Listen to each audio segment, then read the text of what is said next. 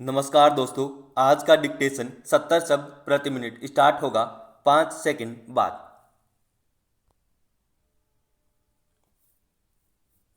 Start. Delhi का इतिहास गवाह है कि यह हमेशा के लिए किसी की नहीं हुई। देश पर राज करने का अभिमान दिल्ली पर राज किए बगैर अधूरा रह जाता था।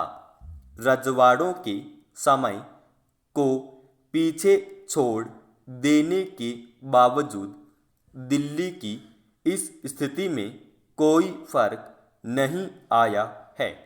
गृह मंत्रालय ने पिछले हफ्ते संसद में राष्ट्रीय राजधानी क्षेत्र दिल्ली की सरकार संशोधन विधेयक 2021 पेश किया। इसका मकसद भी पिछले दरवाजे से दिल्ली पर राज करने से ज़्यादा नहीं माना जा सकता, वरना लोकतांत्रिक तरीके से चुनी गई सरकार के अधिकारों को कम करने वाले इस विधेयक से क्या किसी राज्य का हित पूरा हो सकता है। देश की राजधानी होने के कारण दिल्ली सरकार उन अधिकारों से वंचित है जो हमारे दूसरे राज्यों को हासिल हैं।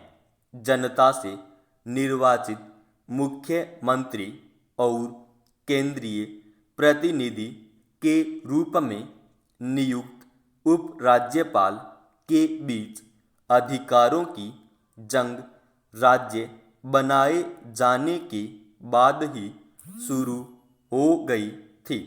दरअसल दिल्ली को विशेष राज्य का दर्जा हासिल है। यह निर्वाचित विधानसभा के साथ केंद्र शासित प्रदेश है।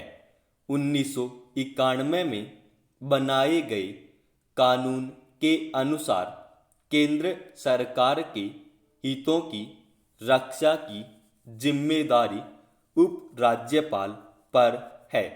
जमीन, पुलिस और प्रशासन उपराज्यपाल के अधीन हैं, लेकिन अन्य मामलों में उपराज्यपाल चुनी हुई सरकार का निर्णय मानने को बाध्य हैं।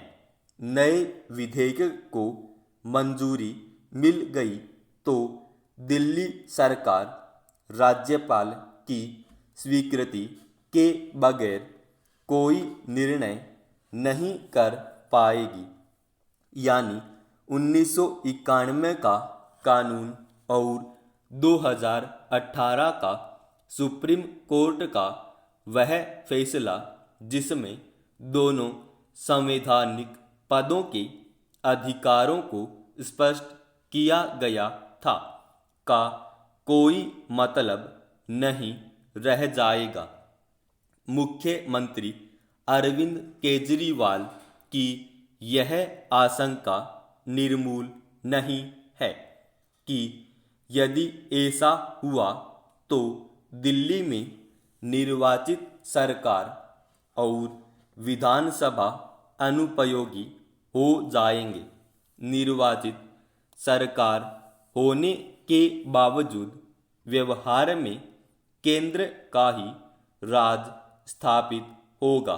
दरअसल दिल्ली की 70 में से 62 विधानसभा सीटों पर आपका कब्जा है। अपने शासनकाल में केजरीवाल सरकार ने स्वास्थ्य और शिक्षा के क्षेत्र में उल्लेखनीय काम किया है और अब इस मॉडल को देश भर में भुनाना चाहती है।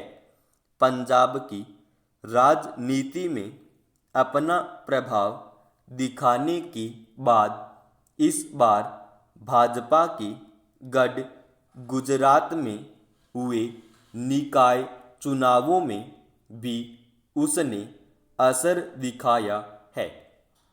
पहले दिल्ली में उसने कांग्रेस के वोट बैंक में सेंध लगाई।